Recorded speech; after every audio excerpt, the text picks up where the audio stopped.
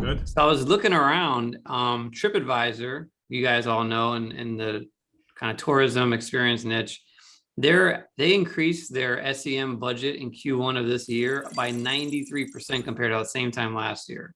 Wow. And and I found that out by just being a nerd and digging around.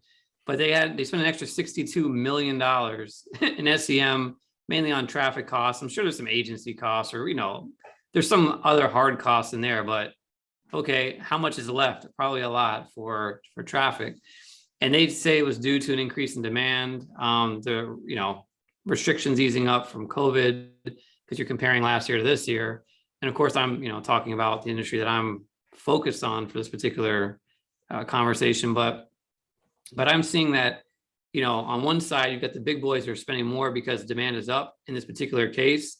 But for the clients I'm working with in the niche, we're noticing some weird trends, like people who are in market are not booking as much as they were last year. Now it's more people that are like outside of the local area booking. So this is not really going to answer anybody's direct question, but I think what we're seeing is that there's money moving around, right? There's things that are shifting. So it's like kind of like what Nick said, is just be aware of your metrics, see what might be different now, keep an open mind, like you don't really know what's going to happen, especially after the last couple of years we've had, like there's stuff that's happening that nobody would have ever believed. We saw UFO sightings all of a sudden, and we were talking about UFOs and you hear nothing about it almost at all because we're too busy talking about other things. So I'll just say it like that. But knowing your metrics, I also think double down on what does work and work on conversion. So yes, there's leads and there's less people searching, but can you convert more of the people that you have left into a sale? Maybe that's nurturing them better. Maybe that's reaching out to past customers, or what, it depends on your business model, obviously. Maybe cross-selling them, upselling them, maybe finding some efficiency there would be great, because then even if you get less people, you're going to hopefully do as well or better. And then in the future, when that demand comes back, you'll be in a much better position. So I think looking at your costs and then looking at where you can improve conversion would be a big help in that time, during this time. Yep.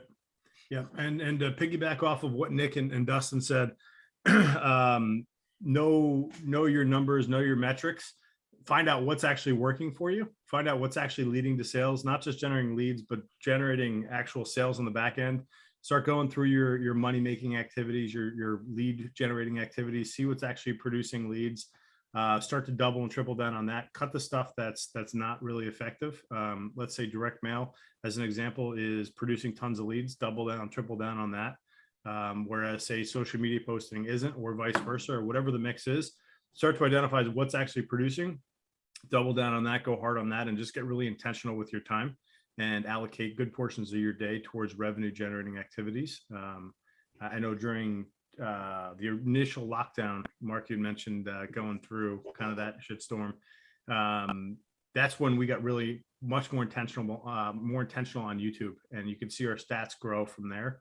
And with direct mail and with cold calling and everything. So I think you have to kind of lean into shitty times, as weird as that sounds, when everything's falling apart around you. You have to go harder into it and kind of lean into the storm. That's been effective for us. And I find that those that market heavy through a recession or a downturn tend to make it out better on the back end than those that didn't, and kind of retracted and shelled up.